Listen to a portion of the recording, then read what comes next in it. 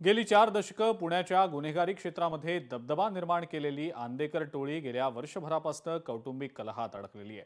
गेल्या 4 दशकांपासून आंदेकर कुटुंबाची पुण्यातल्या मध्यवर्ती भागामध्ये दहशत राहिलेली आहे। त्यातील 25 वर्ष आंदेकर कुटुंबातील अनेक जण पुणे महानगरपालिकेमध्ये नगरसेवक म्हणून निवडून येत गेल्यानं या दहशतीला राजकीय पाठबळही वेळोवेळेला मिळत गेलेलं आहे। आता आगामी पालिका निवडणुकांसाठी सुद्धा आंदेकर कुटुंबातले 3 सदस्य उभे राहणार असल्याची माहिती समोर आलेली आहे आणि यामुळेच पुण्यातल्या राजकीय वर्तुळामध्ये खळबळ उडालेली आहे।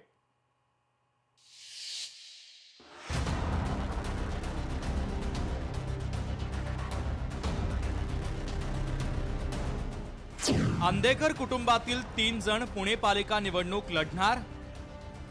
पुण्यातील राजकीय वर्तुळात खळबळ। गुन्हेगारी पार्श्वभूमीच्या आंदेकरांना पुणेकर मत देणार का? पुणे महापालिकेच्या प्रत्येक निवडणुकीत प्रभाग क्रमांक 23 रविवार पेठ, नाना पेठ हा नेहमी चर्चेचा विषय ठरत असतो।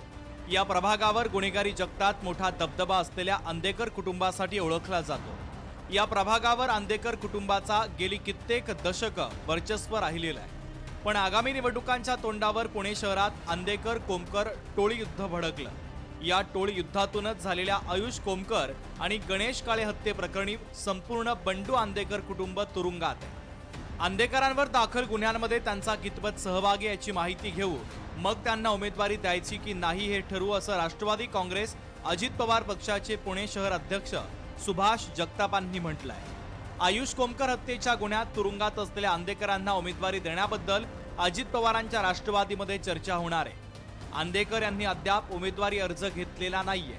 अर्ज घेतल्यावर आम्ही चर्चा करू अशी प्रतिक्रिया त्यांनी दिली आहे। चार्जशीट पाहिल्याशिवाय त्यांच्याकडचं पोलिसांनी काय काय तपास केला, काय चार्जशीटमध्ये म्हटलं हे पाहिल्याशिवाय आम्ही उमेदवारीबाबत काहीही बोलू शकत नाही।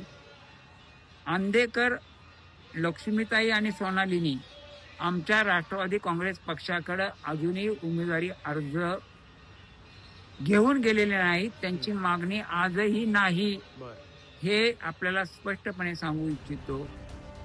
लक्ष्मी आंदेकर, सोनाली आंदेकर, बंडू आंदेकर हे निवडणूक लढणार आहे। त्याबाबतचा अर्ज आम्ही कोर्टासमोर मांडला होता, तो कोर्टानं मान्य केलाय। कोणत्या पक्षातून आणि कुठून निवडणूक लढवायची हे सर्वस्वी आंदेकर कुटुंबाचा निर्णय आहे। तसंच लक्ष्मी आंदेकर आणि सोनाली आंदेकर यांच्या जामिनासाठी सुद्धा कोर्टामध्ये अर्ज केल्याचं त्यांच्या वकिलांनी सांगितलं। आंदेकर हे निवडणूक लढवणार आहेत आणि कुठून कसं काय ह्याच्याबद्दल अजून सध्याला कुठलीच चर्चा झालेली नाहीये।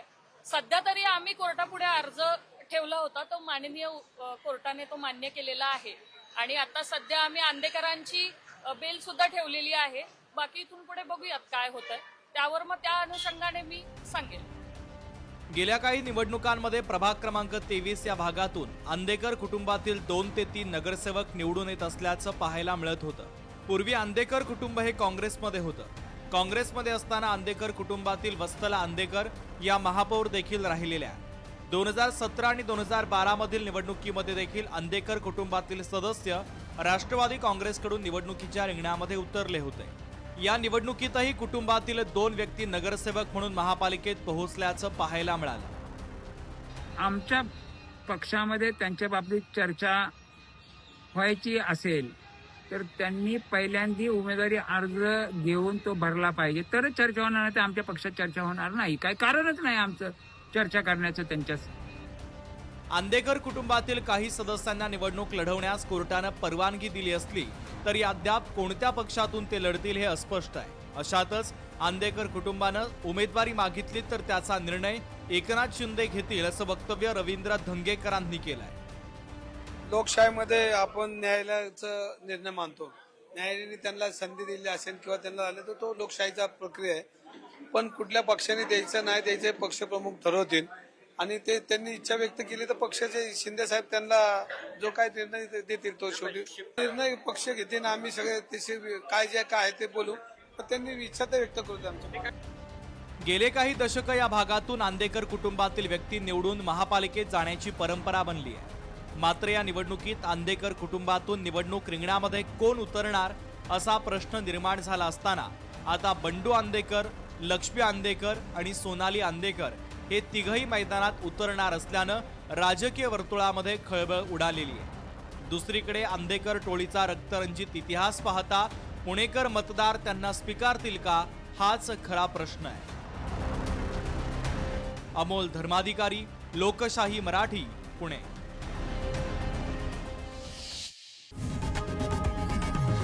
लोकशाही मराठी ऐका, पहा, जागरूक रहा.